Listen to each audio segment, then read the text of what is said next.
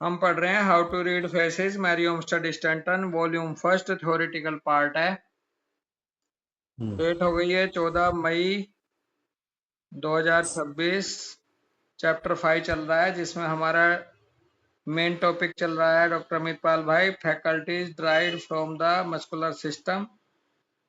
और इस टॉपिक के अंतर्गत हेडिंग चल रहा है हमारा लैंग्वेज। जी लैंग्वेज को लेकर के ये किस तरह से मस्कुलर सिस्टम से संबंध रखती है डॉक्टर अमित भाई मैरियम स्टड कह रही हैं पेज नंबर 222 पे the language of the Greeks grew and developed as did the pupil and the masterpieces of the Greek sculptures which have escaped the ravages of time and are to be seen in the various art galleries and museums of Europe disclose to us the source of the linguistic power of this nation. Language जो है Greeks की जैसे जैसे grow करी develop हुई वैसे ही develop हुई जैसे जैसे वहां के लोग एज डिड द पीपल जैसे जैसे पीपल डेवलप हुए वैसे लैंग्वेज हुई। जो मास्टर पीसीज जो हैं ग्रीक स्कल्पचर्स के जो ग्रीक के जो मूर्तिकार थे एक तरह से जो कि बच गए उस समय के रेवेजेस ऑफ टाइम से। रेवेजेस का कुछ ऐसा लग रहा है जैसे आक्रमण या जो आपदाएं आई होंगी। वेरियस आर्ट गैलरीज में म्यूजियम ऑफ यूरोप में मिलते हैं वो। और उनसे ये डिस्क्लोज होता है कि उनका सोर्स ऑफ लिंग्विस्टिक पावर उस नेशन का क्या था। वो डिस्क्लोज होता है उनके स्कल्पचर से, उनके आर्ट गैलरीज में जो रखे हुए म्यूजियम ऑफ यूरोप के उनके वो हैं जो उनके आर्ट उनके स्कल्पचर्स उनकी मूर्तियां रखी हैं एक तरह से। in this pupil the muscular system was trained and developed in every part of the highest state of perfection possible. Hence, they possess the most perfect mechanism for speaking and also for hearing. For the auditory apparatus is almost entirely within the muscular system, as are the organ of speech. ये लोग muscular system को लेकर के ये trend थे, इनका develop हो रखा था हाईएस्ट स्टेट ऑफ परसेप्शन को लेकर के भी संभवतः बहुत अच्छा इनका परसेप्शन लेवल की जो स्टेट है वो हाईएस्ट थी। और इसलिए ये मोस्ट परफेक्ट मैकेनिज्म था इनके अंदर स्पीकिंग को लेकर के हियरिंग को लेकर के। यानी ऑडिटरी ऑपरेटर जो है वो एंटायरली मस्कुलर सिस्टम के अंतर्गत ही आता है, जैसे ऑर्गन ऑफ स्पीच आता है वैसे ही। It is rational to conclude that one conditions the other, and so among the families of language the Greek stands preeminent for its capacity to express with greatest precision and exactness the most delicate shades and grade of thought, emotion and feeling. जी अगर हम देखें कि जो ये rational conclusion है एक तरह से, अगर हम दूसरी कंडीशन को देखें जो लैंग्वेज की फैमिलीज है अलग अलग लैंग्वेज जो आई हैं उनमें ग्रीक जो है वो प्री एमिनेंट है और इसमें वो क्षमता होती है कि ये एक्सप्रेस कर सकती है ग्रेट परसेप्शन को, एग्जैक्टनेस को, बारीक से बारीक ग्रेड ऑफ थॉट की शेड, इमोशन की शेड और फीलिंग की शेड ग्रीक लैंग्वेज में एक्सप्रेस की जा सकती है या की गई है। इतिहास में जितनी भी फैमिली ऑफ लैंग्वेज थी उनके बीच में ग्रीक जो है वो सबसे प्रमुखता में है। जी By referring to any good work on anthology, the reader can make comparison between the Greek and the uncivilized races. अगर हम करें रेफरिंग अच्छे अच्छे जो काम हुए हैं एंथोलॉजी के, उसमें एंथोलॉजी मानव जाति या चरित्र विज्ञान मानव विज्ञान के क्षेत्र में, तो कह रहे हैं रीडर कंपैरिजन कर सकता है ग्रीक और अनसिविलाइज्ड रेसेस के बीच में।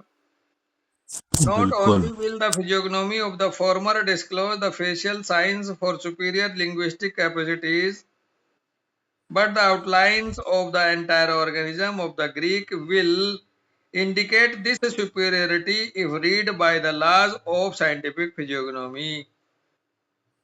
केवल फिजियोग्नोमी ग्रीक वालों की डिस्क्लोज करती है फेशियल साइन कि भाई ये सुपीरियर भाषा संबंधित क्षमता इनमें सुपीरियर होती है, ना केवल उससे डिस्क्लोज होता है फेशियल साइन से, बल्कि इनके एंटायर ऑर्गेनिज्म की पूरा पूरा इंसान का शरीर ग्रीक वाले का अगर चेहरे से भी एक बात अलग रखें तो इंडिकेट करता है कि सुपीरियरिटी इनमें किस तरह से होती है साइंटिफिक फिजियोग्नोमी के रूप में के सिद्धांत।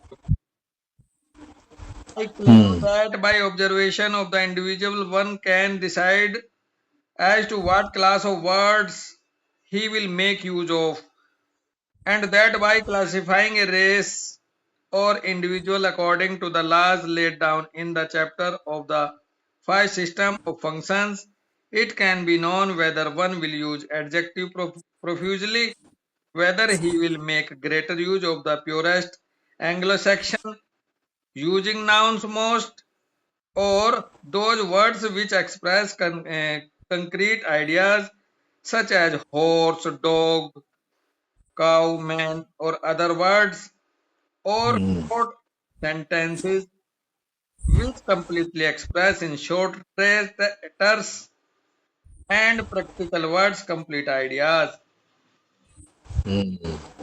हरिओम सर कह रहे हैं कि मैं ये दावा करती हूँ कि ऑब्जर्वेशन करते हुए इंडिविजुअल को ये डिसाइड किया जा सकता है कि कौन सी क्लास के वर्ड यूज करता है कौन बंदा, कौन सी रेस, उसके हिसाब से हम इंडिविजुअल को या रेसिस को क्लासिफाई कर सकते हैं। और ये कह रही मैं बता चुकी हूँ फाइव सिस्टम ऑफ फंक्शंस वाला जो चैप्टर है उसमें कि कौन एडजेक्टिव यूज करता है, कौन एंग्लो सेक्शन यूज करता है बोलते वक्त, कौन कंक्रीट आइडियाज को एक्सप्रेस करता है शब्दों में जैसे कि हॉर्स, डॉग, काउ, मैन, और दूसरे वर्ड्स या शॉर्ट सेंटेंस बनाता है कंप्लीटली एक्सप्रेस करने के लिए शॉर्ट टर्स को, शॉर्ट टर्स और प्रैक्टिकल वर्ड्स कंप्लीट आइडियाज देते वक्त कौन कौन लोग कैसे कैसे यूज करते हैं मैं बता चुकी हूँ फाइव सिस्टम ऑफ फंक्शंस में। Those persons in whom the muscular system is dominant will, if possessed of an average quality of brain, make use of many adjectives, expletives, interjections and ejaculations. बहुत अच्छी बात है, कह रही है जो व्यक्ति जिनमें मस्कुलर सिस्टम डोमिनेंट होता है, if will possess of an average quality, यदि उसमें एवरेज क्वालिटी का ब्रेन भी अगर हो, ब्रेन अगर एवरेज भी हो लेकिन मस्कुलर सिस्टम जिसका डोमिनेंट है तो वो यूज करेगा बात करते हुए कई सारे एडजेक्टिव्स, हाँ जी, एक्सप्लेटिव्स का मतलब अपशब्द, इंटरजेक्शंस का मतलब प्रतिच्छेद, बीच उनको तोड़ तोड़ के वर्ड्स को, और इजैकुलेशंस एब्रप्टनेस जिसमें मसल ज्यादा होंगे और ब्रेन की क्वालिटी थोड़ी कम होगी। If educated will use the most ornate language and embellished with all the graces of rhetoric, his speech and writings by RSE rhetoric देखना पड़ेगा। Mad D. Steele is a good illustration of this class. In her, the muscular and brain system were dominant. Where the osseous system is supreme, the most direct, simple, clear and practical language will control the utterance. कौन सा system किस इंसान में ज्यादा supreme है उसके हिसाब से उसके शब्दावली बता रही है स्टेंटन। कह रही है जो ओसियस सिस्टम का धनी है जिसमें ओसियस सिस्टम सुप्रीम है वो डायरेक्ट सिंपल क्लियर वर्ड बोलेगा, एक या दो वर्ड बोलेगा बस, हाँ तो हाँ, ना तो ना। मस्कुलर सिस्टम वाला बहुत ज्यादा घुमा घुमा के गोल मोल करके बिल्कुल। परोसेगा। Where the hmm education has assisted the individual, he will be able to make the most clear, concise, and explicit descriptions both in writing and speaking. हम्म कोशिश सिस्टम के लिए शायद कह रही है कि यदि एजुकेशन दे दी जाए इंडिविजुअल को या किसी भी इंडिविजुअल को, तो वो मोस्ट हम्म क्लियर, कंसाइज और एक्सप्लिसिट डिस्क्रिप्शन देगा, राइटिंग और स्पीकिंग में भी। वैसे ओसीएस की तरफ ज्यादा आ रहा भाव। हम्म Such persons are eminently adapted to the elucidation of mechanical and scientific principles. इस तरह हम्म के जो व्यक्ति हैं एमिनेंटली, वो अडेप्ट करते हैं एलुसिडेशन। एलुसिडेट का मतलब शायद किसी देखना अमित, क्या है एलुसिडेट का मतलब? मुझे लग रहा है जैसे कि संक्षिप्त करता हो मैकेनिकल और साइंटिफिक प्रिंसिपल को। एलुसिडेट, एक बार देखो। इलुस्ट्रेट एक वर्ड इसमें जो एल रखा, यू बोन प्लस ब्रेन अगर किसी इंसान में ज्यादा है तो ये एब्रप्ट होगा, शॉर्ट स्ट्रेट लैंग्वेज वाला होगा। मसल प्लस ब्रेन जिसमें होगा वो एलोक्वेंट स्पीच होगी उसकी, मधुर, प्लेंट। कहते यार ये लटसा मारता है। इलुस्ट्रेट का मतलब है व्याख्या करना, विवरण करना या समझाव करना। व्याख्या, व्याख्या एलुसिडेशन। हम्म मैकेनिकल और साइंटिफिक प्रिंसिपल्स की व्याख्या वो बड़े आराम से कर सकता है, जिसमें ओसीएस सिस्टम है। एक और एक दो ही होते हैं, दो 2 + 2 4 ही होते हैं ओसीएस हम्म बोन ओसीएस के लिए, समझ रहे हैं? तो प्रोफेसर कह रहे हैं, professor टिंडल for example is an excellent illustration of this class. Professor टिंडल जो है वो मैकेनिकल और साइंटिफिक प्रिंसिपल को की व्याख्या करने में ओसेस सिस्टम के धनी होने के नाते इस क्लास के एग्जाम्पल है। हम्म हिज लैंग्वेज इज सफिशिएंटली और ornate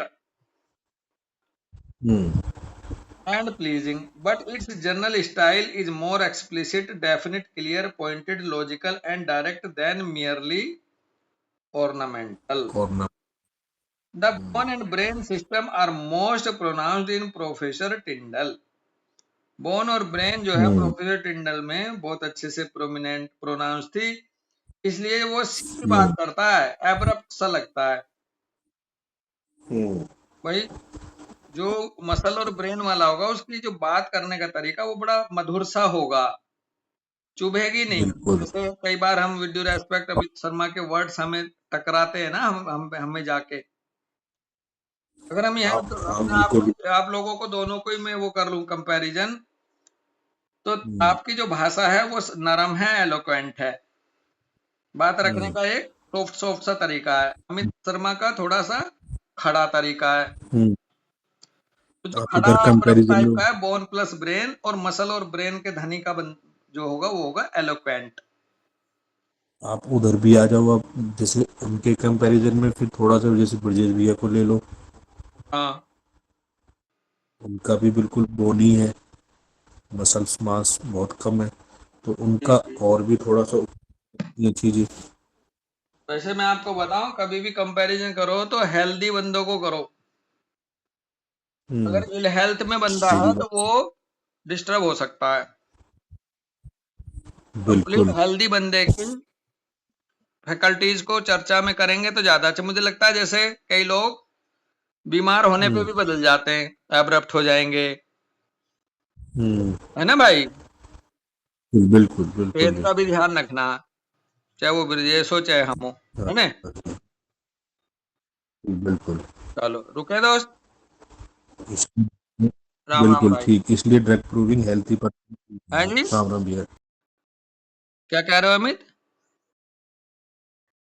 हेलो।